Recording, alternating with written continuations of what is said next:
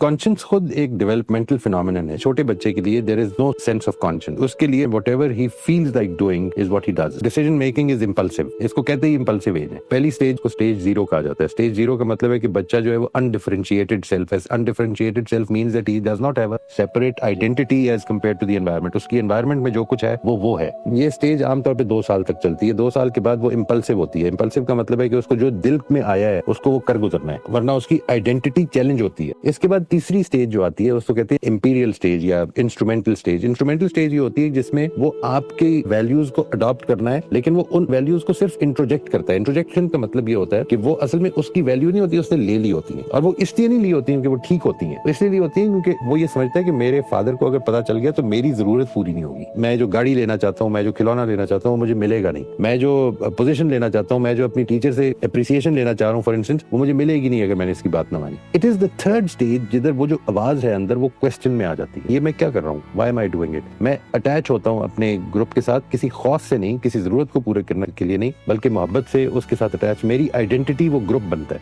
वो जो ग्रुप है वो मुझे अपनी वैल्यूज देता है। मैंने उन वैल्यूज पे इसलिए खड़ा होना है क्योंकि मैं उस ग्रुप के साथ अटैचमेंट चाहता हूँ। It is actually the fourth stage जिधर आके कॉन्शियस पूरी तरह जिंदा हो जाती है। वो जो फोर्थ स्टेज है उधर कॉन्शियस मेरी इंडिपेंडेंट ऑफ एवरीथिंग होती है। मैं उसके बारे में क्वेश्चंस भी पैदा करता हूँ, मैं उसके बारे में जवाब भी सोचता हूँ, मैं उसको इंटरनलाइज कर चुका होता हूँ। ये वो स्टेज है कि जिधर इंसान इससे इररिस्पेक्टिव कोई देख रहा है या नहीं देख रहा, वो ठीक काम करना पसंद करता है।